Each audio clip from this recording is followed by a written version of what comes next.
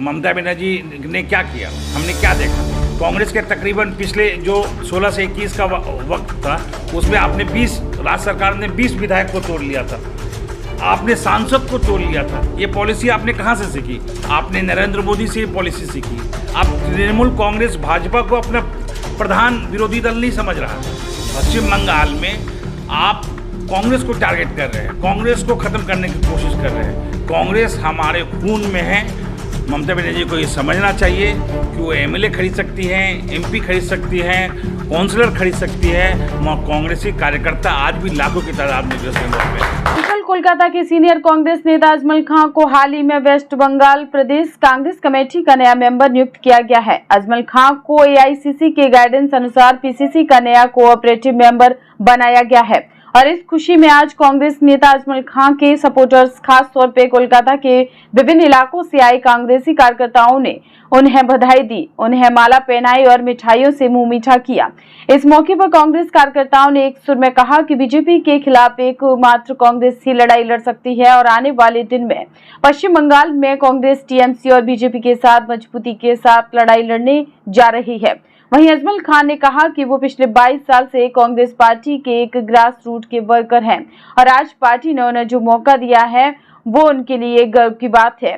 लोकसभा चुनाव लड़ने को लेकर एक सवाल पूछे जाने पर उन्होंने साफ कह दिया कि उनका लोकसभा चुनाव लड़ने का कोई इरादा नहीं है क्योंकि वो अभी इतने बड़े नेता नहीं हैं।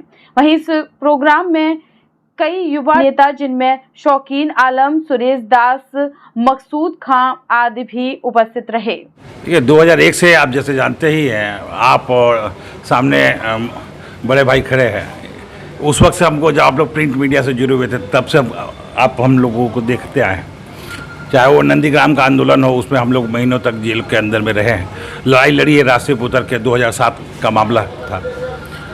चाहे 2001 में तापस राय जब यहाँ पे कैंडिडेट थे, जोट के बड़ा बाज़ार हल्का हुआ करता था जो आज चौरंगी है, उस वक़्त से आज तक 2023 तक एक आम कार्यकर्ता सक्रिय रूप से, मेरा कोई राजनीतिक पृष्ठभूमि नहीं रहा, मगर पार्टी के प्रति समर्पण, पार्टी के प्रति लॉयल्टी पूरी रही है।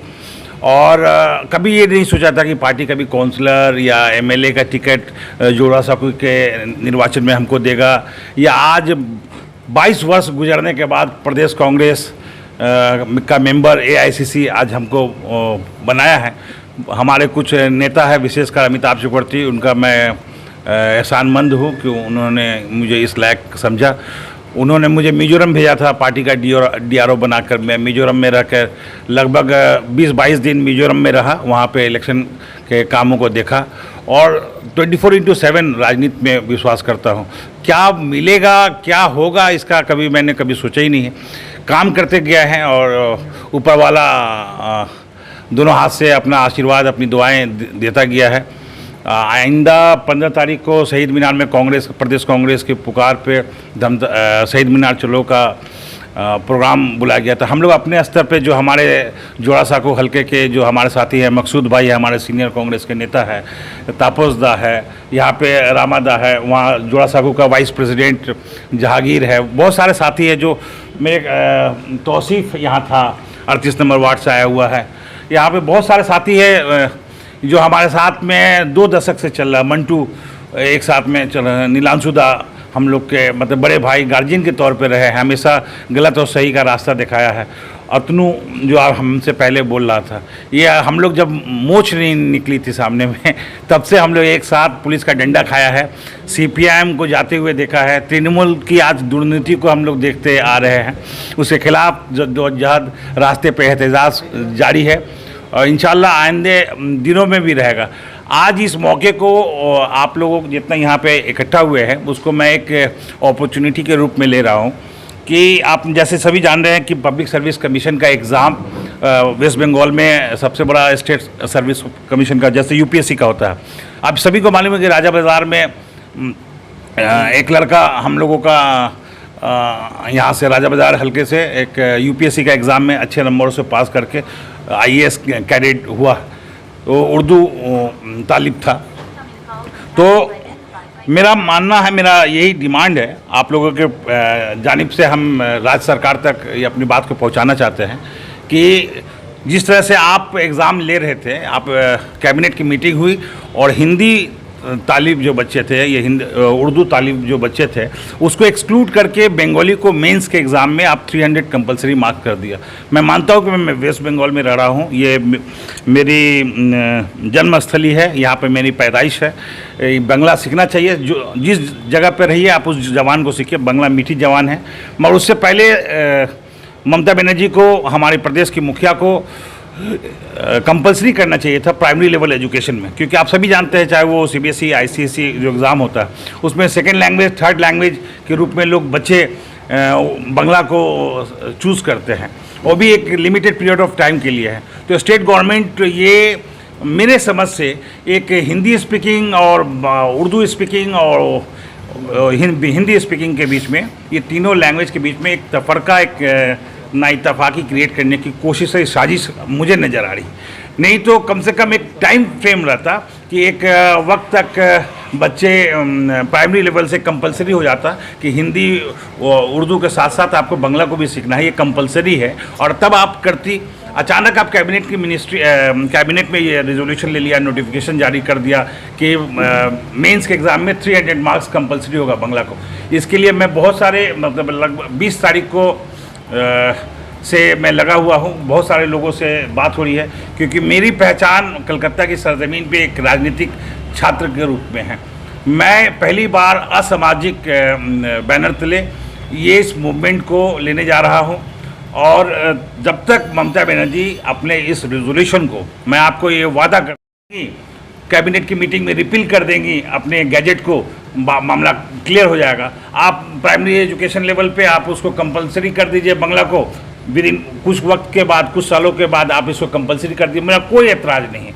मगर injustice towards our community childrens, मैं ऐसा समझता हूँ, और एक समाज से लड़ाने की साजिश भी मैं समझ रहा हूँ। इसके खिलाफ मैं कॉन्डेम कर रहा हूँ इस सारी राज्य सरकार की पॉलिसीज़ को, और आने वाले दिनों में आप फिर एक ये इस बार नॉन पॉलिटिकल बैनर में आप देखेंगे कि एक बड़ा मूवमेंट हम लोग इसके खिलाफ करने जा रहे हैं। अजमल भाई, आपके पार्टी के एकमात्र एमएलए बायरन विश्वास ने आपकी पार्टी को छोड़ दिया, ऐसे में आप लोग को पार्टी को बनाए रखना, आपके पार्टी के तमाम कार्यकर्ताओं को जोड़े रखना कितना टफ चैलेंज होगा आने वाले दिन में? देखिए, जब मेरी राजनीतिक शुरुआत हुई थी उस वक्त कांग्रेस के पास में 80 विधायक हुआ करते थे।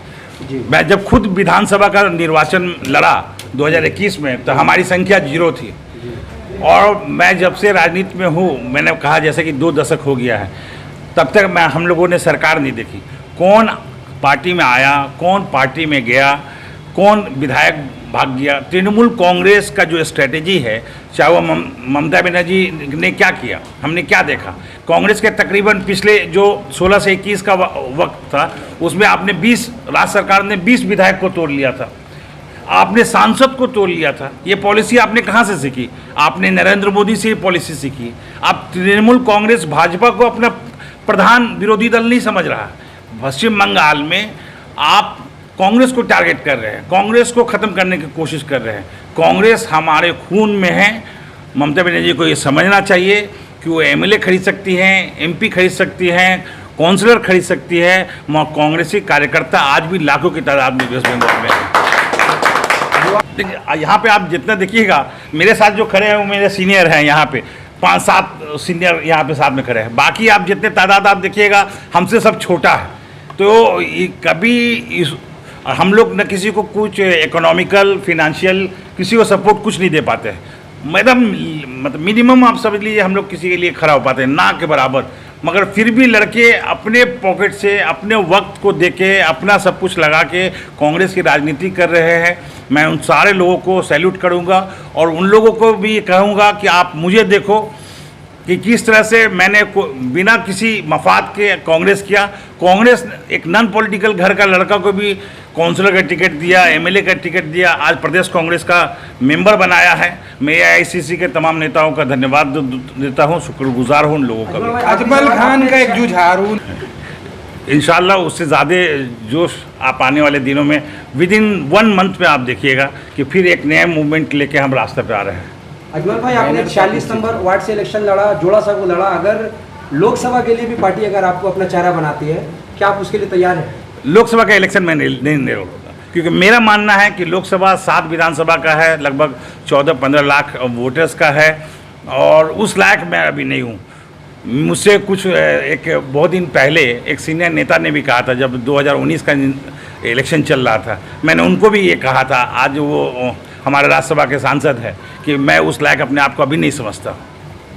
एक छात्र को इससे बड़ी खुशी की क्या बात है जो मेरे गुरु को आज पीसीसी मेंबर बनाया गया हो।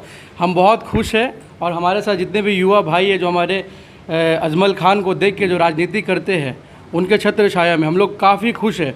और सबसे पहला बात, हम लोग इसलिए खुश और इनके साथ पार्टी करने में मज़ा इसलिए आते हैं कि एक लॉयल और एक ईमानदार आदमी है। जो इंसान 22 साल से एक ही पार्टी कर रहे हैं, कोई भी लालच को और कोई भी पैसा को एक्सेप्ट नहीं करके कांग्रेस पार्टी कर रहे हैं, तो हम लोग भी अपने नेता को देख के एक युवा ईमानदार नेता हम लोग बनना चाहते हैं और लोगों का सेवा करना चाहते हैं।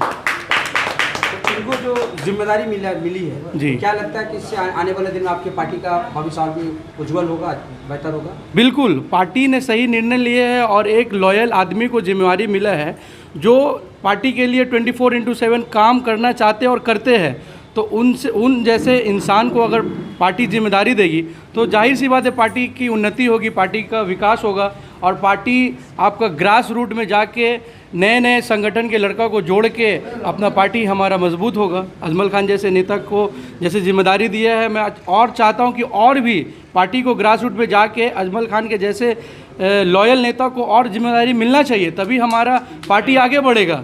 ऐसा नहीं कि हम कोई भी हमारे पार्टी से आए पैसा के बल पे या एज अ बिजनेसमैन कोई भी आए और उनको हम पार्टी में ले ले और फिर वो आए और फिर चले जाए, ऐसा नहीं है।